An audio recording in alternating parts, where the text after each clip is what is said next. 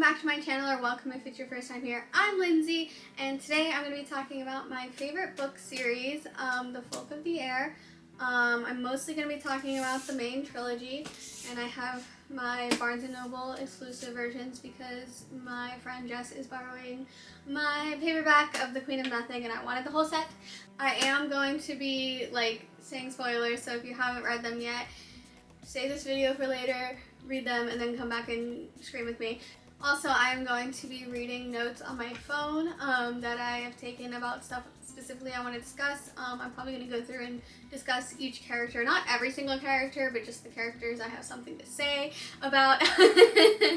But if there's a lot of jump cuts and all that stuff, it's because I needed to pause and look at my phone to remember what I'm saying, because I'm trying to make it as organized as possible, and I don't have a teleprompter. And even when I do have a teleprompter, when I went to school for broadcasting, I read off the teleprompter just fine, and it wasn't like I was reading. But for some reason, when I've tried to with my YouTube videos, it's very obvious that I'm reading, and it might be because I don't have I would use my iPad, not a proper teleprompter, and I don't have the best eyesight, and I wasn't wearing my glasses. So that's on me. But basically, I am going to be discussing my favorite parts. Like I said, I'm gonna delve into specific things about characters, and I am also going to talk about some of the stuff that is part of the exclusive Barnes & Noble edition. So if you've read the books that haven't seen those, I do know they have the stuff online. I'm just a physical copy girly. I need it in front of me, and I feel like that comes with growing up before iPads and Kindles and that kind of stuff, that it's just weird to, I'll read a fanfic on my phone, but an actual book, I'm but I need a physical copy, even if it's just the exclusive excerpt from this, the exclusive copy. I'm just weird about that. So anyway, first of all, like I said, these are my favorite books. So I read all different kinds of genres. I like to explore different stories and see, maybe I like this, maybe I like that, but I do usually end up coming back to fantasy and fantasy romance, because I do like romance books and I like fantasy, so combine them and I am the target audience for that. I know these books are pretty popular. I don't go on TikTok, but I've heard they're pretty popular on TikTok. I think personally that these are more than just a trend. These are so well written. I know Holly Black has been a popular author for quite some time with the Spiderwick Chronicles and all of her other books. I haven't read her other books yet. I do have The Darkest Part of the Forest on my TBR, and it's on my shelf to be read. So I plan on reading it, and I'm sure I'll love it because I feel like she wrote these specifically for me. So let me get into my notes and see. I want to start talking about the characters, and starting with Carden, poor little Meow Meow. You might have seen my short where I called him a literal poor little Meow Meow, because literally he's a poor little Meow Meow. I don't even need to elaborate on that. If you've read the books, you get it. If you haven't, read the books. So basically, he's a simp, affectionate. I don't even think that's a bad, I hate when people use simp, derogatory, because it's oh, you're in love? Why is that a bad thing? I don't understand. You're so in love with someone that you would do anything for them? It's just, I feel like the only people that use it derogatory are, incels. So anyway, I love the part of The Queen of Nothing where the bomb, because I feel like this is just Carden incarnate, where the bomb comes into their chambers to change Jude's stitches, and she tells him to get out, and Carden's this is my room, and that's my wife. And then the bomb says, so you keep telling everybody, because then I just imagine him telling everybody that all the time, where he's Jude, that's my wife. He's that guy. He is that guy, and I do love it for him, in all honesty.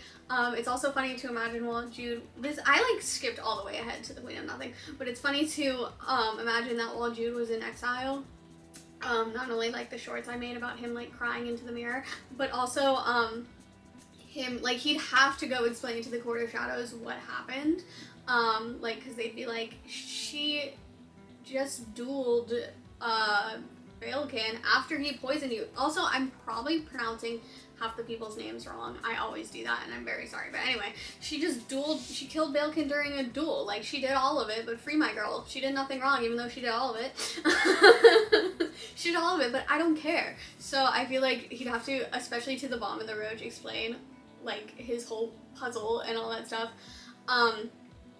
And so he'd be like, it's fine, she's my wife, and she's coming back because she loves me. And then a month later, they're like, hey, Cardan, I don't know if she's coming back. And he's like, she's my wife, and she's coming back. So yeah, that's my interpretation. Cardan, he's just such a, simp. And I just, like, literally just, everything you kind of, like, in The Cruel Prince, you're like, how are we gonna redeem him? How are we gonna redeem him? Because he sucks. He straight up sucks.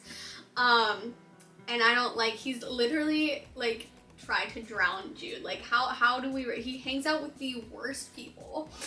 But then you learn more about him in The Wicked King, and you're like, poor little meow meow. I mean, even towards the end, well, when you find him in, when you find out Baelkin has him whipped and all that kind of stuff by the mortal servants, it's like, oh, well, maybe that's why he hates Jude, and then it's like, oh, he's just in love with Jude. Also, it's so funny to me that when Jude finds the piece of paper in his room that has her name written over and over again, that she's like, wow, he really hates me. And I'm like, dude, he's in love with you. Why else would he write your name over and over again? That just cracked me up. At least that was mine. I was like, if I found that, so Jess has already read the first 2 books, and she was like, if I found that, I'd think they were a serial killer. And I was like, fair.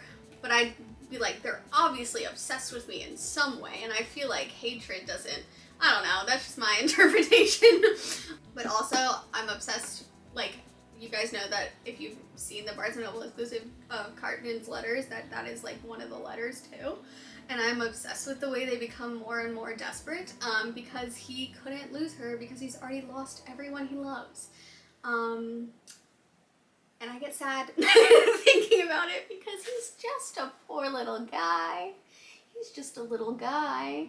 I love in The Wicked King where, well, first of all, I love the part where Nikesha shot at him and he was like, for a second I thought it was you shooting it. Well, he didn't know it was Nikesha because Jude didn't tell him. But he says to Jude when she brings him back to her rooms and he feels safe enough to fall asleep, just saying, that he says, for a second I thought it was you shooting at me, and she was like, what made you decide it wasn't? And he said, because they missed. Love that so much. But also, and then that's when he said, kiss me until I'm sick of it, as he's falling asleep. But anyway, I can't even remember where I was going with that and why. And then when she gets back from the undersea, and I've skipped around so much. Like I said, I try to make this video more organized, but it's not going book by book. I was going character by character, and now I'm having thoughts. I'm having lots of thoughts. That's the thing. These are my favorite books, and I have lots of thoughts. So, then in The Wicked King, when she comes back from the undersea, but like she can't go back to the palace because of Matic. And so she sneaks in to Cardan's chambers, and then she like puts her hand over his mouth, and at first he thinks he's gonna be killed, but then he realizes it's Jude. He just like pulls her into bed, which was so cute. But also just when he says like, when she says Baelkin sent me, like Baelkin wants me to kill you, and I can't remember the exact wording, but basically like he's not scared of her, and she's like, why aren't you scared that I'm gonna kill you? And he's like, because I'd be dead. Like he thinks so highly of her. But we love it. It's so cute. And then he goes on his whole thing about how he's a very mean person, and like explains like how he was treated like he was bad, so he was like, if you think I'm bad, I'm gonna be worse. And that's Jude's thing too, and it's just like soulmates. I just love them together so much. Like, okay, so we love to joke about how Cardan's like dumb about, but he's truly so clever. Like we see that towards the end of The Cruel Prince with the way he words things to get them out of the coronation, and like and then his whole puzzle that he gives to Jude that she doesn't see, but I'll get more into that.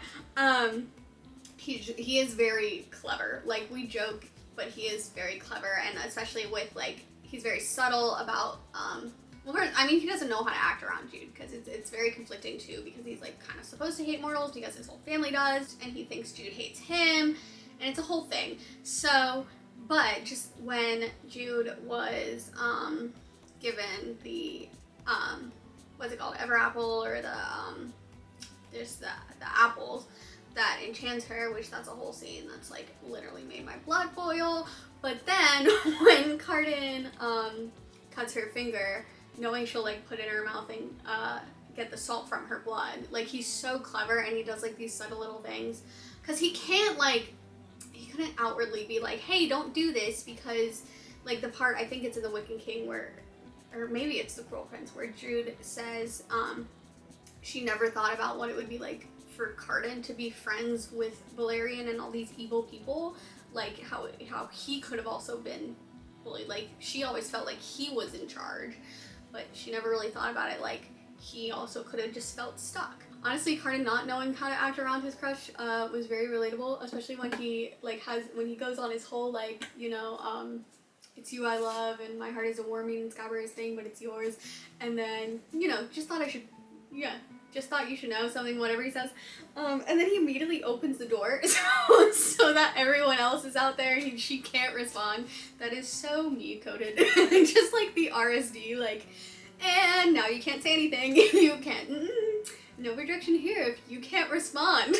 I love that. I love Cardan. I know, like, some people are like, well, I don't think I've really seen that many people, like, in the fandom say, like, he's so hard, he does such awful things that are hard to forgive.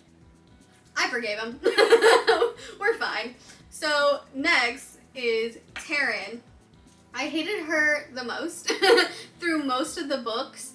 But I will say, in the last one, I do start feeling bad for her. I have seen a lot of people in the fandom that just continuously hate her. And I get it. She did suck very much, and it was like, I think a lot of people are like, I don't understand how Jude could have forgiven her. And it's like, it's hard. They are twin sisters. But the thing is, I think what also Jude kind of understood is like, she did very crappy things, but they also both had a very crappy childhood, and like it's their whole journey to Elfheim starts with their parents being murdered, and then they have to go live with the guy that murdered them. So like they're both messed up in their own ways, and I think Jude understands that too. And that's also like, it's her twin sister, like, but part of it I think is like, Taryn sucked and everything she did was shitty, but she had her motives, and I think that's another thing Jude understood, is she was also just trying to find her place in Elfheim and trying to find safety in Elfheim, and she did it all the wrong way, and she was stupid for trusting Locke, but like, I feel bad for her when she's like, and now I've killed Locke and I'm pregnant and I don't know what to do and I'm scared. So I feel like towards the last book I started feeling bad for her, and like her and the ghost, I kind of love that. I kind of do. I feel like, because I was like, when I started feeling bad for Taryn, I was like, I hope like she does get a happy ending, like not that she fully, like everyone I think deserves, like she's trying to do better. She helped Jude towards the end. She's trying to do better. Like, that's the thing. I feel like, you know, sometimes women in books do evil things and it's okay. Like, we can be so forgiving towards the male villains, but less forgiving towards the women villains. Like, not to turn this into some sort of, like, political message, but but I think sometimes we need to be a little more forgiving when women do wrong. And it's okay. And, you know, they don't have to be perfect. She did bad things, but Jude still loves her. She's her twin sister, and I think we can forgive her, too. But I will say, I do agree, like, I hated her majority of the books. I do completely understand that. So next is Vivi, if we're going in the sister, we're talking about sisters right now, I guess. She's dumb. She's dumb. She doesn't know what she's doing with the relationship. She doesn't understand mortals at all. But that's why it's, like, a good thing she's dumb. It's good for her character and for emphasizing the fact that it's not good for her character in a sense. It's good for her character in the sense that it really emphasizes the fact that she is not mortal. And despite the fact that she grew up with two mortal sisters, she doesn't get it. And the fact that she feels like she belongs in the mortal world, she's not mortal and she doesn't understand mortal feelings. And so she doesn't understand what her sisters go through. So I think, like, yeah, she does a lot of stupid things, but it's so good for the story because it really emphasizes that. and she makes all those stupid choices with Heather, and then I'm happy that she was able to find her again and date her again the right way. Kind of wild how she can do that. So I am happy that her and Heather still found each other, but I was so mad that it was like, you didn't, like, I understand it's hard to tell someone, like, hey, I'm not human, and your world is about to be shattered because you don't know that this whole other world exists. But you can't start a relationship on a lie, and you can't continue. You can't just take her to Fairy and be like, you have to explain yourself. You can't just be like, oh, she's good, she'll figure it out. Like, that's the whole thing. And, like, doesn't warn her about not getting cursed and not doing this and the Rowan berries and all this stuff that, like, Jude was justifiably mad at her. So anyway, Locke is the absolute worst character. I think he is, like, I mean, like, technically, like, Maddox a villain, but Locke is the true villain of the whole story because everyone else has a real motive for what they do, and especially, like, when it comes to killing people. Like, Jude kills people on him in self-defense, or like Valerian was trying to kill her, and Balekin poisoned Cardan, and then challenged her. Did she challenge him or did he challenge her? I think he challenged her, because he was, like, really, I remember him being really pissed off. But she, like, everything she did, like, every person she killed, it was, like, in self-defense, or, like, it was justifiable. And then Maddox, he's like, power isn't the right reason to do what he does, but it's still a reason. More so than Locke being like, I just do everything for fun. And I could have gotten Jude killed in the Undersea for fun, because I thought it would make a fun story. Everything he does is a fun story. He torches the ghost for fun. And that's why Locke is just the absolute worst. I mean, like, he's just the worst. He's just the worst. I have no, like, he had no redeeming qualities, in my opinion. I think Taryn was stupid, again, for trusting him and for believing, like, oh, the Fae just love differently than we do. Like, come on. You know better, but also, like, she was young and stupid. But yeah, and then I was happy when she came to her senses and killed him. So, oops. Nicatia. For my first note for Nicatia is to self-reflect. You leave Cardan for Locke, and then you realize you've made a mistake because Locke sucks, because Locke's the absolute worst, but then, like, Cardan doesn't want you anymore because Cardan's been abandoned by everyone he loves and you abandoned him for someone else, so obviously he doesn't want you anymore. But Cardan's still her friend, but she's trying to get him back, and then she's being mean to other women to try to get him back, and it's just like this whole thing that it was like, it's just so sad to watch her be so desperate and, like, mean to Jude, and it's like, I really like, and I will cut her some slack for, like, the moment she has with Jude towards the end of the Queen of Nothing. I really like that moment, because you do feel like there can be some respect and some, what's the word I'm looking for, civility, like, they don't have to hate each other forever, and she's also accepted the fact that she knew Cardan was in love with Jude, and she accepted it, like, she was starting to accept it, that she wasn't gonna get Cardan back.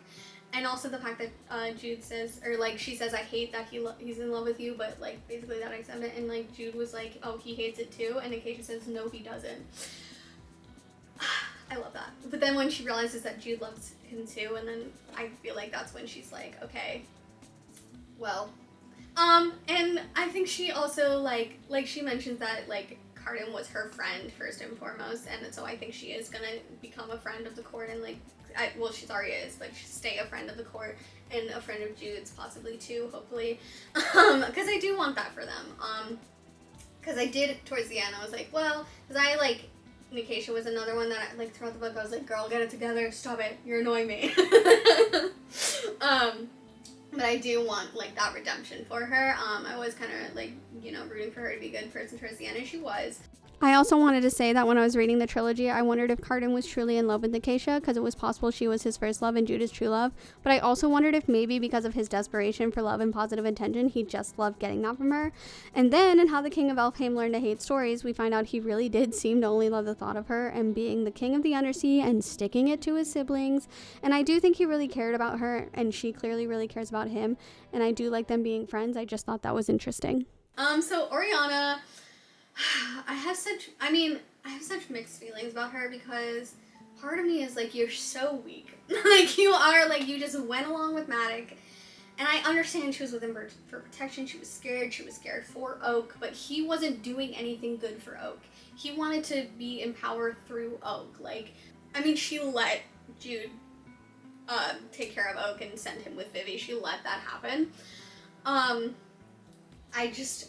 There's just some, like, she was so mean to Jude too, and nicer to Tara, and it was like, because she's so, like, you have to be this way, you have to be respectful, you have to be blah blah, and it's like, I have such mixed feelings, because it's like, she is just very protective of Oak, but sometimes I felt like she didn't. When Oak went with Vivi, I kind of was like, do you really have to stay with Matic at this point? Like, Jude, like, if you, like, I feel like she could have just, like, I'm sorry, Jude, like, I have been awful to you. She could have used Jude for protection at that point, I feel. I don't know. But also, you know, it's sweet how she's protective of Oak. We love Oak. So some just more, like, side thoughts. Oh, Matic sucks. Just, like, I don't know what else to say besides he's so proud and he's so just, like, I mean, I know that's, like, his species. He was born in blood. He's born to kill, and that's what he does. But I think he just never really truly understood, like, what he did to, like, Taryn and Jude when he killed their parents in front of them. Like, I just don't think. And then I love how, like, Vivi is, like, very selfish and, like, in her hatred towards Matic, but I do love her hatred and her, like, little, like, brattiness towards Matic, because he deserves it. He wholeheartedly deserves it, like, 100%. Okay, so random side thoughts is this was so well written. It surprised me all the time, and I am the type of person that I usually see every twist and turns, and, like, I can guess stuff. Like, I knew Cardan was going to be crowned king by the end of the Cruel Prince, mainly because, well, here's the thing. The next thing could have been called the Wicked King because Balekin became king, but I was like, no, it's going to be Cardan. Like, something's going on. Jude is hiding something. I didn't know how it would happen, though. And so there was that, you know. So that was exciting for me to not, like, guess every detail there. And then I also guessed very early on in the Wicked King that, like, when Nikesha tells Jude that someone she trusts has already betrayed her, for some reason I just knew. I was like, either Nikesha doesn't know that Jude already doesn't trust Taryn or, like, something like that, or it's the ghost. For some, like, he just felt very off to me in the beginning of the book, but I didn't know. I did not guess that it was, like, Locke making him do all of that. That was, like, that was way out of left field for me. And I was shocked, and a little bit not shocked because I was like, yeah, Locke sucks.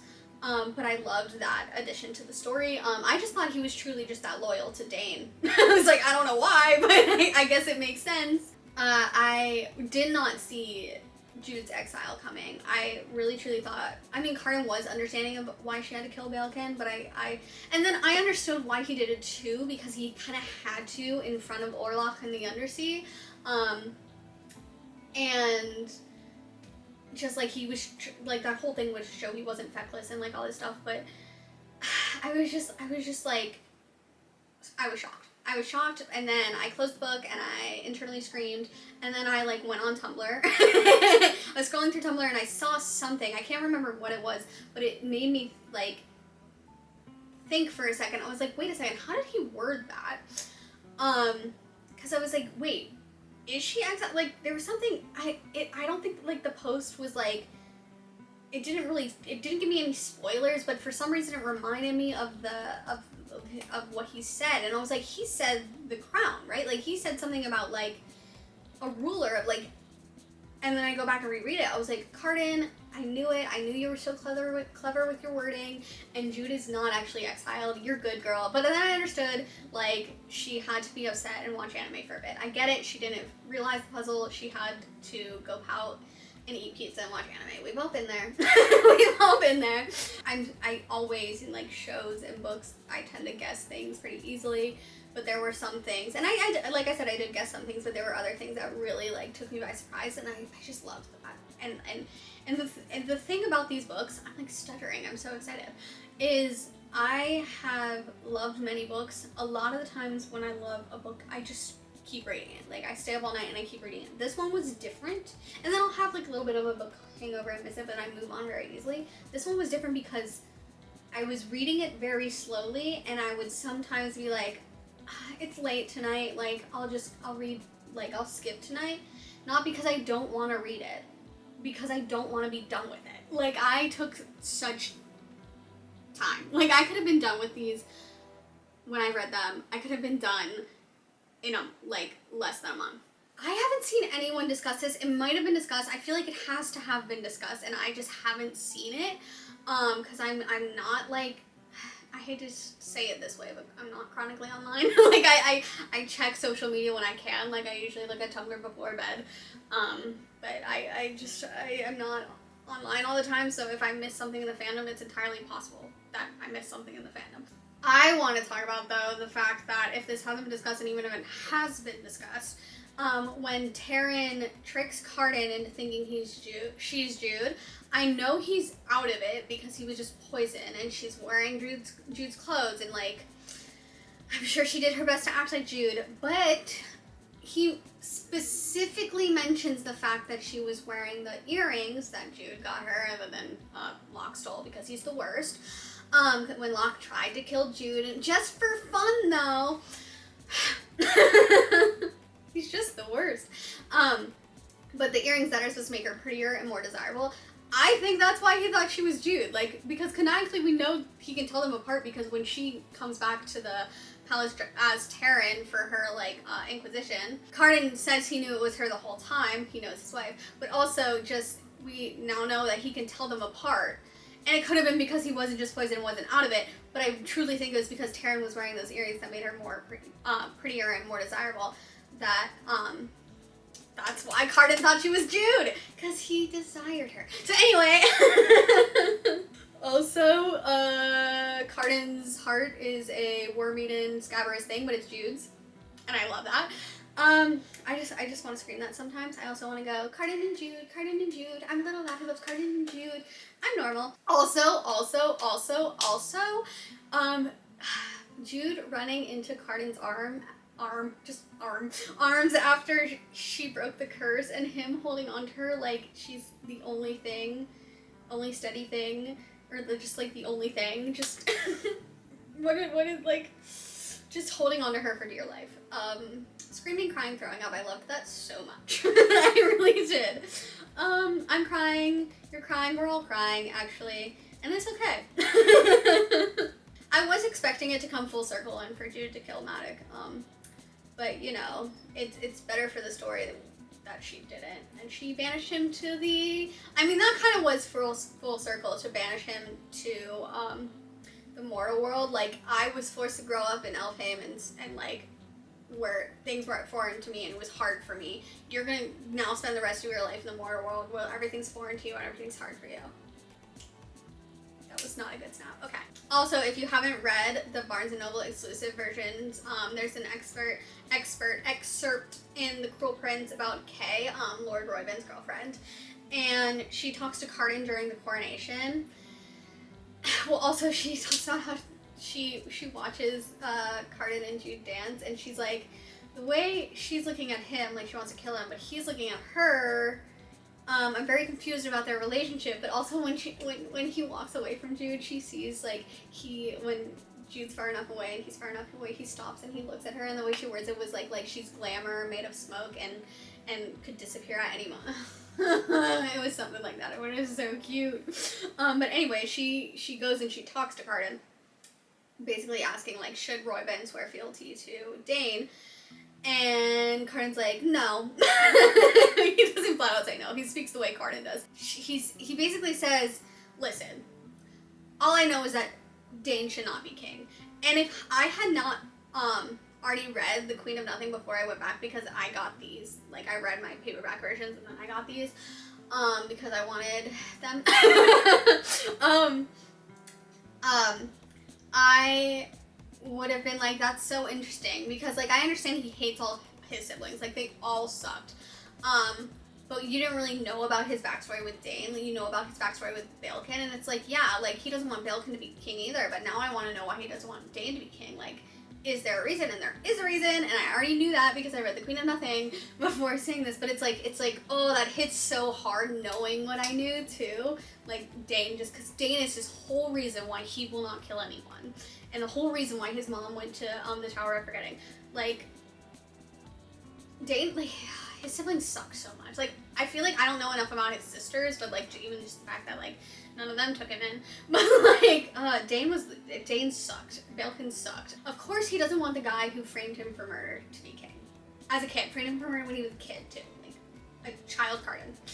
Like, the whole reason he has the I don't kill rule, except he would kill for Jude. We all know this. Like he can, like, I mean, obviously their dynamic is Jude would kill for him, but if it came down to it, he 100% would. Because he fought so desperately to keep her there, when Maddox was taking her away, when Maddox thought she was Jude, or Taryn, when Maddox was like, you know, he really wanted you there for some reason, you know, when he'd say, no, something like, no feast is too bountiful for a starving man, something like that, I don't know, just like, how desperately Cardan wants love, obviously, but he loves Jude. Editing Lindsay, back again, because I forgot to mention something I desperately wanted to mention, but of course I forgot. Alas, I'm here now, and I was just kind of talking about Cardan and Jude's dynamic, so I want to put this in here. When Oak in The Stolen Heir says something along the lines of, I'm paraphrasing here, but he says, Jude is going to want to wear your skull for a hat, and Cardan is going to laugh and laugh when she does. I truly, truly, truly love that dynamic for them so much. Also, not to pit bad bitches against each other, but I want to talk about an underrated line, because we always talk about, like, the fandom in general always talks about, like the big quote is, but you, I'm forever undone, which is great. And there's also always talked about, like, my heart is a warm beating scabbard thing, but it's yours, or it's you that I love, and all that stuff. Or another one I see people talk about is, kiss me until I'm sick of it. I feel like those are the only ones I really hear people talk about a lot. But for me, the line that just shook me to my core, that I love so, so much. I mean, I love all of them. Like I said, not to pit bad bitches against each other, I love them all. But I knew little else, but I always knew you. There was like one paragraph left, and I still had to close the book. I mean, like, that's before the epilogue too, so I still had the whole epilogue. I needed a second. I loved that so much. There were so many bangers in this book, let's be honest. Like, the thing I've seen, like, on Tumblr is, like, when you're writing, like, keep in mind that not every line has to be a banger, because that's what makes those really beautiful lines stand out. Because a lot of it is just like, she did this, he did that, we did this, they did this, whatever. This happened, and this is what this was like, and blah, blah, blah. But then you have those few lines that really get you, and there were some bangers in this book, gotta say. People talk about that. They talk about have a toast to the incompetence of our enemies. That's a great one too. And just the whole ending to scheming great schemes, I think is what he says. And I think he says that earlier in the book, doesn't he? He says that in The Cruel Prince, right? Am I correct, or am I insane? I don't know, but there's a lot. There's like those, and then if I cannot become better than them, then I'll become worse, or like that kind of stuff. I'm definitely not getting these word for word, but you know what I'm saying. So all in all, I loved these books so much. Just something about them, like Holly Black, I feel like wrote them for me. Like, kudos to her, because I've never wanted to not finish a book before, the way that, like, I was reading these so slowly, and like I said, if it was late and like I'd be like, well, I don't have time to read tonight, which realistically I could have read a little. Sometimes I would. Sometimes I'll be like, I'll read a couple pages, like, because I like to finish the whole chapter. I don't like to stop in the middle of a chapter, but like with this one, I was like, I'm stopping in the middle of the chapter so I can read this for longer. Because like I said before my battery died, I probably could have had this done in less than a month, like the whole thing, like even with the Stolen Heir and all that. I could have had these books done. I just didn't want to let go of them. I wanted to hold on to them forever, and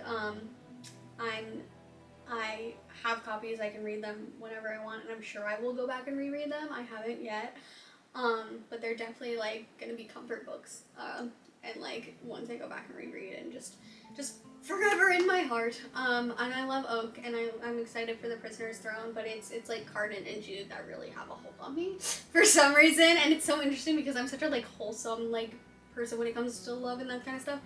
But just like, and they like, but that's the thing is like deep down they are wholesome, and that's all they want is like true wholesome love. I just love it. I just love these books so much, and I don't know what else to say, and I'm sure this is a really long and rambly video. What can you expect from me? That's how I am as a person. I'm a rambly person, and I'm all over the place, and I'm chaos incarnate, but also, like, when I love something, this is just how I talk about them, so hope you don't mind, and I hope other people get it and enjoy. Comment down below. Also, real quick, I saw a meme about this, about when, because Carden goes to, spoiler, all of this is spoilers, but Carden goes to the mortal world at the very end in the epilogue of, with Jude and Taryn and Vivian Oak, in the epilogue of the Queen of Nothing, and I've seen a meme about like Carden finding out about the song Hey Jude from like either from spending time in the mortal world or like Taryn or like Vivi tells him. He would be so insufferable. Like he would constantly be singing it to Jude.